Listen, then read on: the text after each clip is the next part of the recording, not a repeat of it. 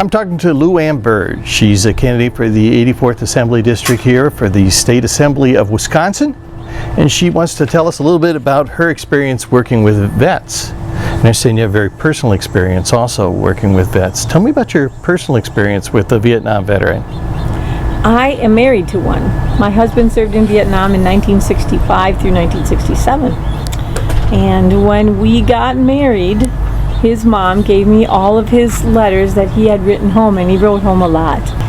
Make sure you look at this because Phil came back a different person. Well, tell me about your experience with PTSD. I understand Phil had a lot of problems when he came home. He did. I heard stories about him, a noise would go off on the TV and he'd fly off the couch and get down on the ground thinking there was mortar coming in. By the time we got married, some of that had settled down, but he was having a lot of trouble sleeping. You could never walk up behind him very fast because he would jump, scare him.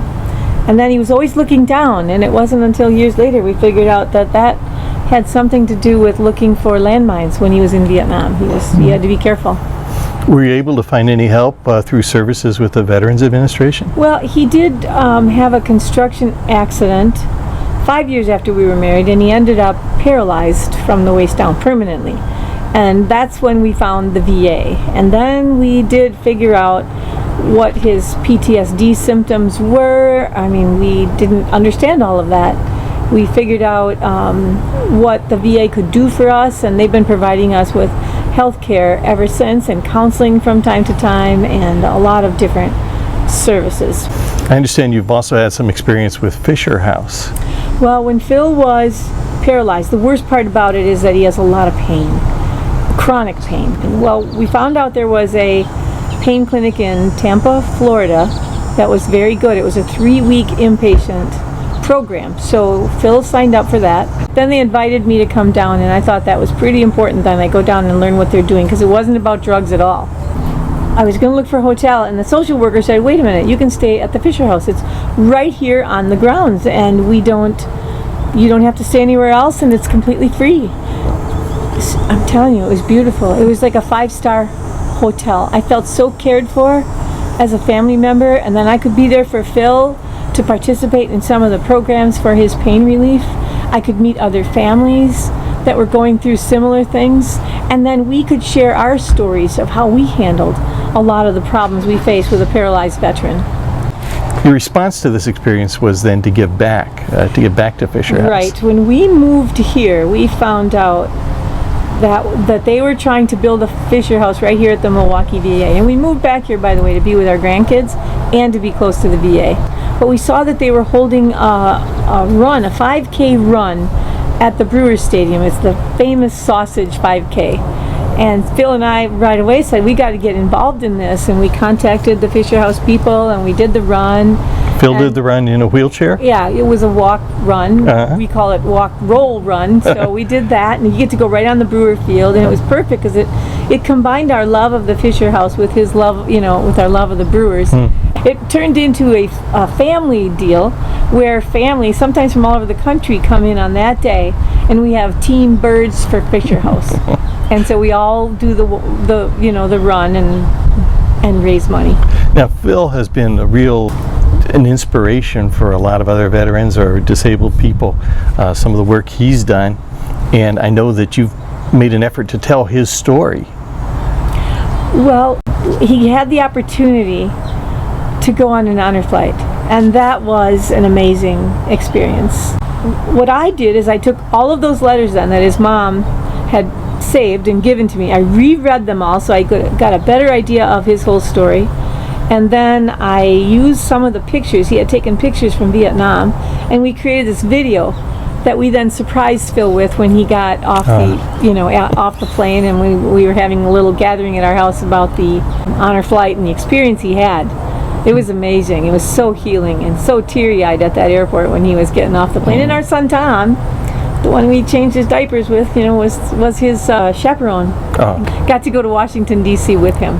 That's wonderful. Yeah. Now, tell me about the book that you assembled. Well, we showed the video to our grandsons, and Ryan was 5 at the time, and Grandpa from time to time he would take out those letters or show people the pictures from Vietnam and tell them what's going on there. So we showed the boys the video, and Ryan said, "Grandpa, you didn't tell your whole story." So I thought about that, and I realized I don't even know his whole story. So then I reread the letters again. This time I took notes. I researched the infantry. He was in the 196th Light Infantry Brigade, and I went in and looked at the mission of that and the different battles that they were in, and I could start to draw parallels to things he talked about in his letters, because he didn't specifically name them. But then I put that all in the back of the book, and then I organized all the pictures to the best we could remember, and scan those in and put them in a Microsoft Word document and put the whole book together. We call it Grandpa's Story, so that the boys would know and understand what he went through when he was in Vietnam. Based on your experience with Phil, and based on all of your experience working with veterans, what do you think is the best thing we can do to honor our veterans? Well, as I am talking to veterans and meeting them at the doors, one thing that we can do is make sure we understand and listen to their stories. Yes, there are parts of their story they don't want to talk about and don't even want to remember. But for the most part, honoring them for their service is a great thing for families to do. And I think it helps our younger generation to understand, the effects of war, and also to appreciate what these men and women do when they serve. What would our country be without them? We also had a great experience taking the boys to the Vietnam Wall, when they bring the traveling wall around here. So listening to veterans, getting to know their stories, and then exposing making sure that our younger generations know those is very, very important. Also, Phil would get invited to the grandson's school once in a while on Veterans Day to show his Vietnam letters, and he's got his helmet and his jacket and stuff. I realized he had a box full of medals that I knew nothing about. So I took the medals out, and I asked Phil, "What are these for?" And then I put those in a nice little display case, so that we now all know all the honors he had received when he was in Vietnam. So we put all of those up along with some of the letters. It was just a really cool thing. Again, if we can get veterans, I talk to so many that say, "Oh yeah, I got those medals in the attic." No, they should be displayed somewhere in your house. We also want to make sure that veterans and their families know what kind of services are available to them, because as you get older particularly, you're going to need help, and maybe you're still suffering. PTSD can rear its ugly head at any time.